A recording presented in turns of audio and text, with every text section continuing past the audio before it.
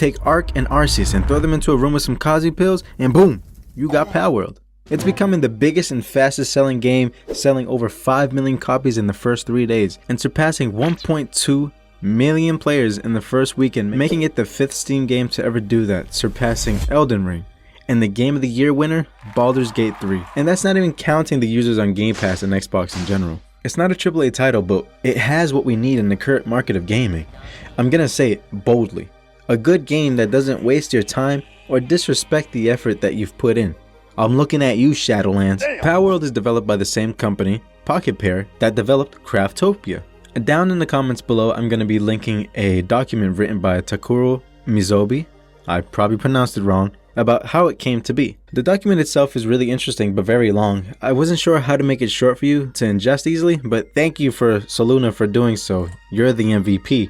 So it's my job to make it easier for you if I can. The developer was having trouble looking for work in the beginning and said, fuck it, we'll do it on our own and throw it on Steam. Then came Overdungeon, Craftopia, and AI Art Imposter. Next on their crew, they found a 20-year-old corner store worker who was reloading animations on FPS games on YouTube, and they hired him with no experience under his belt. Luckily, he left the bodega and took a job offer via Twitter and moved almost 1,000 miles to work on Palworld. Pocket Pair's previous games were on Unity.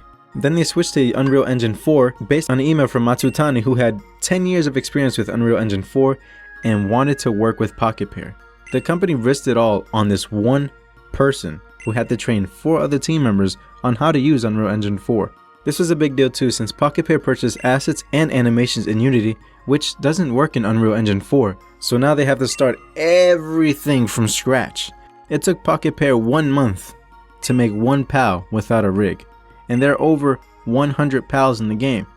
And they've hired this guy, Adachi, again pronouncing it wrong, a guy experienced in motion design, who helped them create rigs to make it possible to design all the PALs. And Soluna's understanding of a rig is that it works as a joint or a skeleton of sorts, where you could have a rig for an elbow with a bending motion. Instead of manually creating that bending motion, all you have to do is manipulate the skeleton. And they basically really just said, we're gonna ball till we fall, and then borrow some more. With this quote below, the budget limit is initially until the balance in your bank reaches 0. When it reaches 0, you can borrow money. They don't know how much it costed to develop Palworld. They've estimated it to be around 1 billion yen. Fun fact though, the artist for the PALs was initially rejected, but then 5 months later she was hired onto the team. Once announced, Palworld was originally viewed to be a meme game, but now with its release on January 19th, players and viewers quickly realized that this game had potential with some real love behind it. Alright, I'm gonna explain this to you. Do you see that? You see how it looks like a Pokemon? That's Palworld.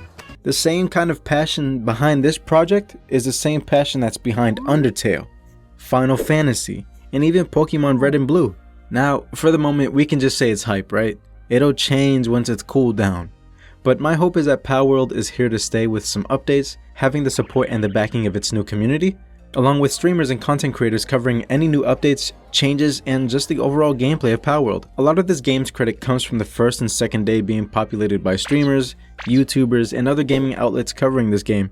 Then of course, players like you who get interested and give it a go as well. But just like you, I don't have streamer or YouTube money. There's no money in my life. So my purchases kinda gotta be on point, especially with my limited time due to work.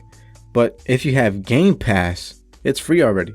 But if you don't, and you wanna play, you make a fake email, sign up for $1 a month, then make a reminder to cancel the trial before it charges you. And come back to me and comment down below letting me know if your mind was changed or not. Look, I just gave you some free games, so no excuses. But the con of that is that you won't really have your save anymore.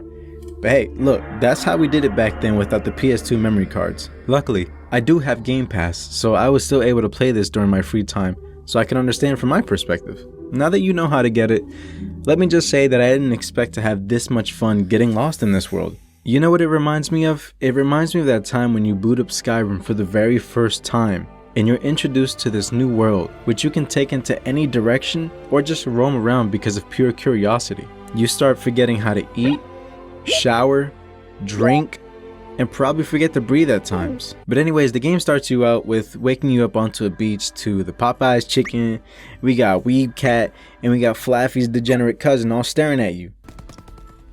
He really just kicked dust in my face. There we go, that's David Ortiz. Then you'll find a tablet nearby that says, "Towers are the key. The tree holds the truth." That's literally it. That's the story I can give you. That's all there is. Palworld is one of those games where it's a bit light on the story, but it does have a goal for you to work towards. Realistically, it's all in your hands, and your adventure is going to be the story. Where are you going to set up base? What type of team do you want with you? Are you going to be isolated? Are you going to use other humans as slaves? I've decided to go set up base and just go catch them all, really. But what is Palworld to you? Palworld is an open world survival game that almost has the same mechanics as Ark, and from what I see, it takes inspiration from Pokemon, Ark, Zelda Breath of the Wild, from the design, the gameplay, and possible future PvP, along with the crafting and other common mechanics in survival games. Palworld introduces these creatures called pals, but as the others on the internet are calling them, Pokemon. I can't imagine how pissed off Nintendo really is. They're gonna cease and desist the whole internet by next week, but you can use your pals in a way where they can work around your base and help with these tasks that you would normally do on your own. For example, you could have a Bambi collecting some wood over time over there in the corner, and then you can have a Pinguino over there watering your plants and berries. While they can help you around the base and gather materials to build faster, their second use is to assist you with fighting. You can release your pals from a pal sphere, and they're able to assist you with fighting other pals, other humans, and even the bosses that can be found around the map in these tower locations or out in the open. To catch pals, you're to go out into the open world and beat them with your bare hands until you get better weapons to lower their HP, then catch them while they're weak. That sounds pretty familiar, right? Careful though. This time you can kill them, and there's no pal center around. You can even use a cleaver to chop them up into... Okay, sorry, that might have been dark there, my fault. Here, I'll make it real quick. Beat 'em and yeet 'em. Is that better? Since I did mention that this game takes a bit from Ark, it also has the same technology tree that can be unlocked over time by using your technology points, which in turn teaches you new items and equipments to make your life easier. From having more durable weapons and guns, to then be able to provide your pals with weapons as well, depending on the pal of course. For example, you can give this Pansage, Tansy, an assault rifle, then his flying boy, Nightwing, a saddle to fly through the skies to make navigating the many islands a breeze. As much as I'd love to talk about all the pals and give you their pros, their cons, let's try not to forget that they're actually creatures that require food and care as well, and they can even get sick, which then you'll need to make medicine and take care of them. Sure, you don't have to care about them, but you'll need berries and beds just so they can work efficiently for you. They'll also take breaks throughout the day as it's mandated by the PAL Union apparently. They're just the digital PETA.